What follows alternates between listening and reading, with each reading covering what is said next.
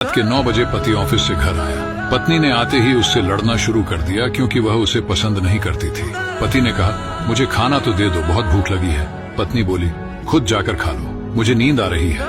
पति चुपचाप सुनता रहा और पत्नी पूरी रात उससे लड़ती रही। जब सुबह हुई तो पति ने कहा, मुझे नाश्ता तो दे दो। पत्नी ने गुस्से में कहा, मैं तुझसे तंग आ गई हूँ, भगवान करे तू मर जाए। पति कुछ नहीं बोला और चुपचाप ऑफिस चला गया। पत्नी अपने बच्चों को स्कूल से लेकर वापस आ ही रही थी तो उसने देखा घर के सामने भीड़ लगी हुई थी।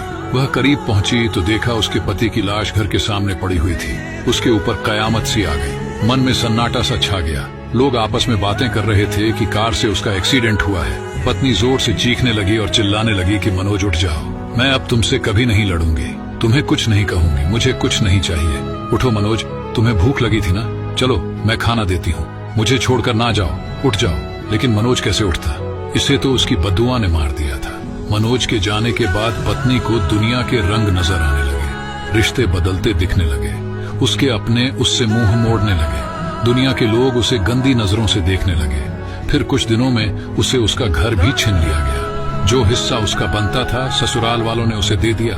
पति के मरने के बाद उसे एहसास हुआ कि पति जैसा भी हो, चाहे पसंद का हो या नापसंद का, लेकिन औरत के सर का ताज होता है। अगर सहमत है तो कमेंट में यस जरूर लिखें।